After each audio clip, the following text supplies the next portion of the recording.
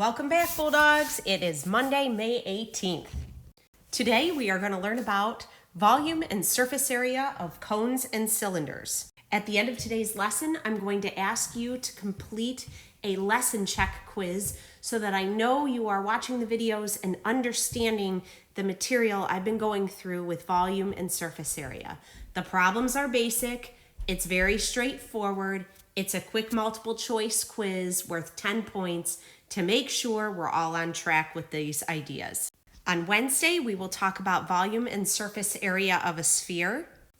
And on Friday, you will work through some applications of these ideas. At this point in the quarter, we are down to our last 2 weeks of new instruction. At the end of next week, we will end our new instruction for our class. The week that would have normally been finals week for you will be spent giving you time to get caught up and to work with me if needed to help you complete your assignments. I am working this week and next to try to get caught up with grading and entering grades into Power School. Please, if you have any questions regarding your grade in Power School, or if you think there's been an error, don't hesitate to reach out to me and let me know. As I've mentioned before, there's multiple platforms I've been using to collect work from you, and there have been times where things have been missed. So please don't hesitate to reach out if you think there's a problem. All right, let's get started. This formula grid for volume and surface area of different three-dimensional objects was included in your lesson tab on Wednesday last week. You will see that this grid has again been attached to your lesson tab for today as well. That's because we're going to be working through notes on the second page of that formula grid. We will be talking about how to calculate the volume and the surface area of a cylinder and a cone. We're going to start with a cylinder. And for a cylinder, I want you to think of a can of soup. Remember that surface area represents the area that makes up the outside of the figure. So in other words, how much material would we need to use to create the outside or the shell of the figure we're working with? Volume is a measure of how much space there is inside of that three-dimensional figure. Last week we discussed that on the left side of the grid is shown the nets for these three-dimensional objects. A net is just a two-dimensional representation of the three-dimensional object. So in other words, if we were able to unfold the object and lay it out flat two-dimensionally, a net represents what it would look like. Again, for a cylinder, I want you to think of a can of soup. Imagine taking the can opener and opening the top of that can of soup, dumping out the contents, and then opening up the bottom of the can of soup. The top and the bottom of the can are circles. And if we were to lay the middle part out flat, it would be in the shape of a rectangle. Imagine slicing straight down from top to bottom the label of that soup can. When you unroll the label, it becomes a rectangle. So imagine those two things, if you will, as you take a look at the net for this can of soup. The rectangle represents the label, and these circles represent the top and the bottom of that can. These are the surfaces we're going to find the area of to find the surface area of that cylinder. So notice in the middle box, it mentions finding the area of the two circles, and then we need to find the area of the label. Now, if you take a look at the formula for the label, we know we're working with a rectangle, which has an area of length times width. In this case, we're saying that area is 2 times pi times the radius times the height. What the heck does that mean? Well, if area is length times width, the length of my rectangle or my label is what wraps around the soup can. The length of that rectangle is the circumference of one of the circles, because that rectangle wraps itself around the top circle and the bottom circle of that soup can. So that's where the 2 pi r comes from. That's your length. And then your width is the height of that can. And so that's where the h comes from. So for the surface area, 2 pi r squared, that's the area of the two circles. And the 2 pi r h, that is the area of the label. To calculate the volume of a cylinder, we're using the basic idea from last week that volume is equal to the area of the base times the height, because we are putting that base layer in and then stacking it up for the entire height of the figure. Our base in a cylinder is a circle, so we're finding the area of the circle, pi r squared, times the height. Pi r squared is the area of our base, and then the height of the cylinder is the height of our figure. Let's try some examples for volume and surface area of a cylinder together. In this first example, we have a cylinder that has a height of 11 meters and a base with a radius of 7 meters.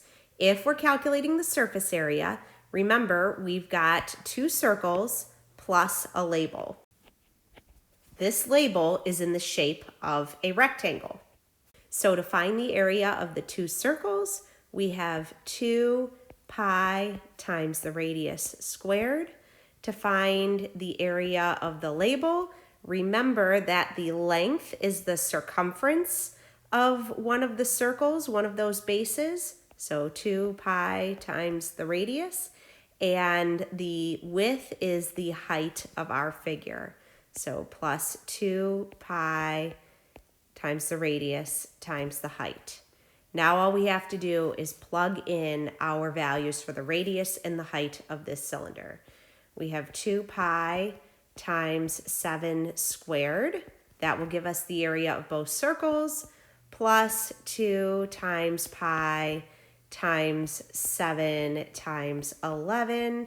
That will give us the area of that label part that wraps around our cylinder. And once again, here's the length and here's the width. Simplifying the first part gives us 98 pi. And then the second part gives us plus 154 pi. We're going to leave our answer as an exact answer. And remember, that means we're writing it in terms of pi. So we're not going to use the pi button on our calculator. We could, but we're going to leave it as an exact answer. 154 plus 98 gives us a surface area of 252 pi meters squared. We're calculating area. Our unit is meters squared. Now for the volume of this cone, it's just the area of the base times the height. The base of a cone is a circle, and we find the area of a circle by taking pi times the radius squared, and then we need to multiply it by the height to find the volume. So it's pi times 7 squared times the height, which is 11. This gives us a volume of 791 meters cubed. Again, we're calculating volume, so my answer is in units cubed. For a cone, I want you to imagine a snow cone container. But imagine it as if it has a lid on the top, which I know seems weird, but imagine you have that snow cone cup and then it's got a lid on top. The lid would be in the shape of a circle. So that's this right here. And if you were to carefully cut down the side of that snow cone cup and unroll it, it would have the shape of this sector right here. Remember sectors, it's like a pizza slice, okay? It's a part of a circle. So if we're talking about surface area, we need the sector area and we also need the circle area, all right? The sector area is going to be a fraction of the area of the circle. So remember, we used to figure that out by taking the degrees of this angle right here, okay, and dividing it by 360 because there's 360 degrees in an entire circle. And that would tell us the fraction of the circle we were working with. So we would take that fraction and multiply it by the area of the whole circle, all right? So that's part of the area, the surface area of your cone. And then you need to add on the area of the circle that would be like the lid on the top of your snow cone cup. And that has an area of pi r squared. So that's one way to calculate the surface area of a cone. And that's probably the most intuitive way of thinking about it. All right. Now, there is another formula that we can use that you'll see more often, believe it or not, okay? And this formula is right here down below. And what it is it's a simpler version, takes this sector area, okay, and writes it computes it in terms of the radius of the circle and something called the slant height of the cone. So take a look at the 3D representation over on the right, okay? There's your snow cone cup upside down. You've got the circle on the bottom. That's the lid I asked you to imagine, okay? And that lid has a radius. There's what's called the perpendicular height of the figure, okay, which is the height drawn from the top part, the tip of the cone, perpendicular to the base. But then there's also something called the slant height, and we represent that with a lowercase cursive letter L. And the slant height is if we were to measure along the slant of that cone, okay? And so this idea of the sector area, see, if we take that cone and open it up, then the radius of our sector is really the slant height of our cone, okay? And so that sector area, the fraction of the circle times the area of the circle, can also be written in terms of the slant height, okay? And so this part right here, the pi times the radius, which is the radius of the top, times the slant height, which is right here on your sector or that slanted part of the snow cone, okay, that is the sector area.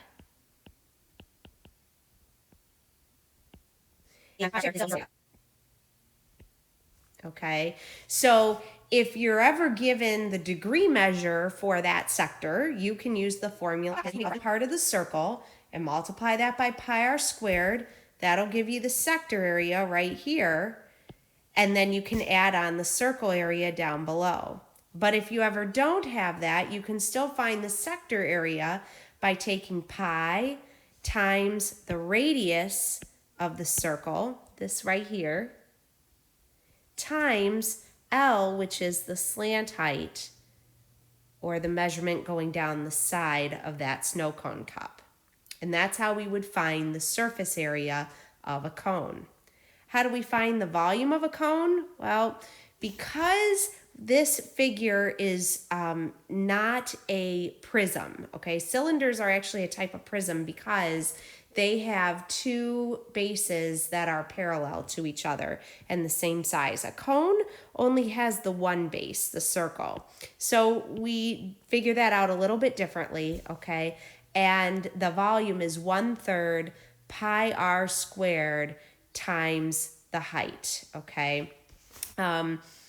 Basically, what it is this is 1/3 of the volume of a cylinder. So if we were to take two more cones and put one here, okay, and one here, we would have a full cylinder. And I know it looks kind of funny there on paper, but so the cone that we're working with is 1/3 of the volume of that cylinder. So our volume is equal to 1/3 the area of the base, pi r squared, times the height. So we still have that area of the base times the height of our figure, but we're just taking a third of it because we don't have the full cylinder. Okay, let's try some practice problems now with a cone for volume and surface area. For the surface area of a cone, or again, if you want to use the image of our snow cone cup, we need to find the surface area of the circle plus the sector. Our circle is pi r squared, and our sector is pi times the radius times that slant height. Now, if I take a look at my figure here, okay, 13, that's going to be my slant height, okay, and 5 is my radius, and when we get to volume, this measurement would represent my perpendicular height. I'm just going to plug in the values for the radius and the slant height. We have pi times 5 squared plus pi times 5 times the slant height, which is 13. This means my surface area is equal to 25 pi plus 65 pi. So that gives us a total surface area of 90 pi meters squared. And again, we're going to just leave our answer in the exact form. If you wanted an approximation, you would use your calculator and take 90 and then multiply it by pi using the pi button. And that would give you the approximate surface area for your cone. So, and again, because this is an area calculation, we're using meters squared for our units. All right, now for volume, volume is equal to, in this case, 1/3 the area of the base times the height. So it's 1/3 pi r squared times the perpendicular height, not that slant height. So that's this measurement right here, and look at that. We don't know what it is, so we have to figure that out. And we can, because the height, the radius, and the slant height make a right triangle. So we know that h squared plus 5 squared is equal to 13 squared, okay? And if you solve this equation, you will find that the height of that cone is 12. So for volume, it's 1/3 pi times 5 squared times 12. 25 times 12 gives me 300. So that's this part simplified.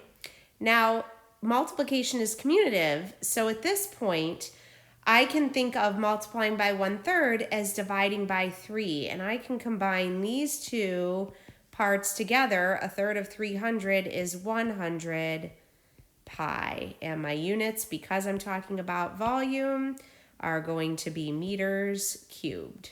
All right, that's it for today. So what I need you to do for me is please complete the Google form that's attached to today's lesson tab. It's just a quick check to make sure you're understanding all of this information that's been put out there for you on volume and surface area of these three-dimensional solids. 10 quick questions. About half of them aren't even computation-based. It's just read the question and answer it. So good luck, get it done, and I'll see you again on Wednesday.